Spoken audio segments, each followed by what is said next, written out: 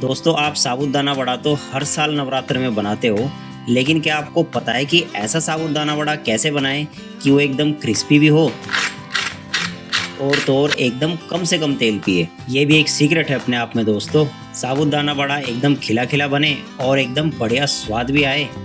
यही नहीं, इसके साथ साथ मैं एक सिंपल सी चटनी भी आपको दिखाता हूँ। छोटे छोटे सीक्रेट्स हैं दोस्तों, लेकिन आपका साबूदाना वड़ा एकदम अमेजिंग बनेगा। तो फिर देर किस बात की, चलो फिर शुरू करते हैं। अब दोस्तों, सबसे इम्पोर्टेंट सीक्रेट जो आता है ना साबूदाना वड़ा बनाने में, वो है कि आप साबूदाने को कैसे भिगाते हो। अगर साबूदाने ने बहुत ज़्यादा पानी पी लिया तो मान के चलो कि आपके वड़े तेल वाले ही बनेंगे।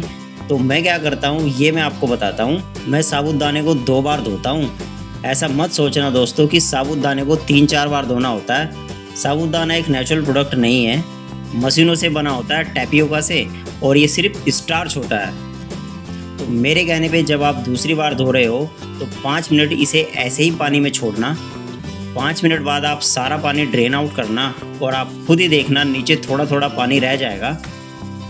साबूदाना भिगाते वक्त और पानी बिल्कुल भी मत डालना, बस ऊपर से हल्का सा ड्रिल कर देना। ये देखो मेरे हाथ में कितना कम पानी है, इतना ही पानी पिलाना है।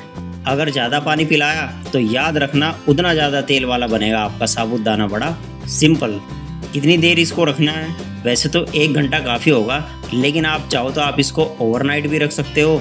तो टाइम अपने हिसाब से मैनेज कर सकते हो आप। खाना ऐसा नहीं है कि पूरा अगर सही से बना हो तो ही एकदम बढ़िया लगता है। खाने में जब टेक्सचर्स होते हैं ना तो वो और भी अच्छा लगता है।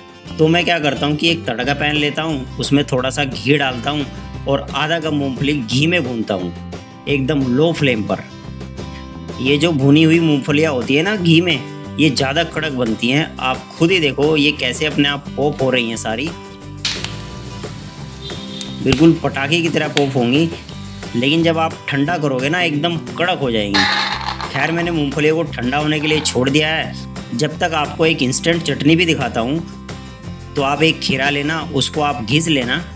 फिर आपको दही चाहिए होगी, तो दही आपने यहाँ पर बिल्कुल गाढ़ी वाली लेनी है, पतली दही मत लेना बिल्कुल भी। दही गाढ़ी होगी तभी तो चटनी लगेगी ना। इसी दही में आप यहाँ पर एक हरी मिर्च बिल्कुल फाइनली चॉप करके डालना, थोड़ा सा कटा हुआ धनिया डालना, थोड़ा सा सेंधा नमक, थोड़ी सी चीनी और थोड़ा सा भुना जीरा पाउडर। अब ये सारी चीज़ें देखकर आप ये मत बोल देना कि भाई आपने तो ये रायता बना दिया। अरे नहीं दोस्तों, ये सच में चटनी ही है। जब आप साबूदाना वड़ा मुंबई में खाओगे तो आपको यही चटनी सर्व होगी।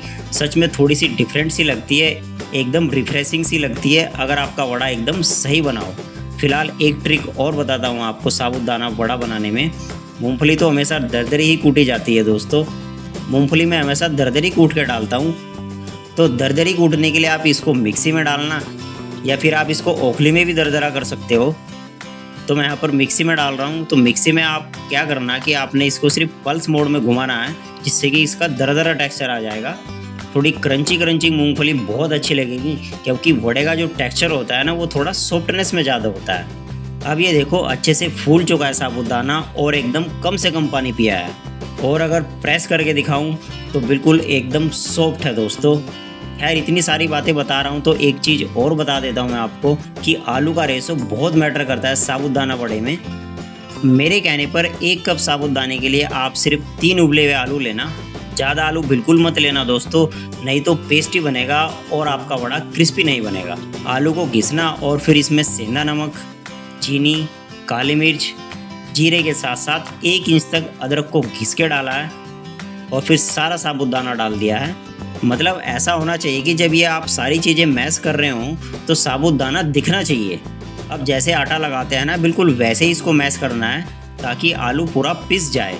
और जो साबूदाना है वो आप खुद ही देखना तब भी खड़ा खड़ा रहेगा। अब बस आपने इसमें मिर्चें लगानी है, लगभग 4 से 5 डालना, फ्रेश धनिया और बहुत ही थोड़ा सा नींबू। ज़्यादा नींबू मत डालना, नहीं तो कड़वाहट आ जाती है। और फिर से इसका आटा लगाना। मैं बार बार क्यों बोल रहा हूँ आटा लगाने के लिए?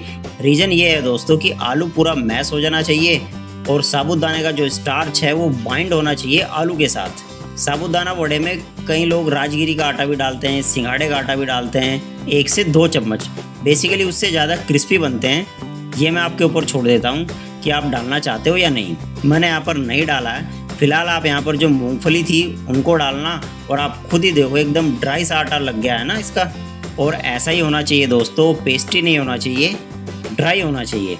अब बस आपने अपने हाथों को साफ करके उसमें आप घी लगाना, जो मूंगफली फ्राई करके बचा था। वेस्ट क्यों करना कुछ भी। फिर वड़ों को आप शेप देना। वड़ों की शेप में एक इम्पोर्टेंट सीक्रेट छुपा है। ये जो वड़े हैं ना, अगर आप इनको बहुत मोटा बनाओगे तो इनको पकाने में बहुत टाइम लगेगा। हमें वड़ा ऐसा बनाना है वो कोनों से फ्लैट हो और सेंटर से बहुत मोटा बिल्कुल ना हो, तभी वो एकदम सही से पकेगा। आप ये देखो, मैंने इसको साइड से तो पतला रखा है पर सेंटर से भी हल्का सा मोटा है, बहुत ज़्यादा थिकनेस में नहीं है। और यही रीज़न है जिस वजह से आपका वड़ा जल्दी बनेगा और कम से कम तेल पिएगा। अब क्या करना कि वड़े को शेप देने के बाद इनको ऐसे ही हवा लगने के लिए छोड़ देना 5 से 10 मिनट के लिए। हवा लगने से इनके ऊपर एक लेयर सी बन जाती है, स्टार्च एकदम सेट हो जाता है। अब ये देखो, हवा में घुमा भी दोगे, उछालोगे तो भी नहीं टूटेगा, इतना फर्म हो जाता है दोस्तों। और ये सब करके आप खुद ही देखना, आपका वड़ा नॉन ऑयली और एकदम क्रिस्पी बनेगा। बस तेल को एकदम गर्म रखना।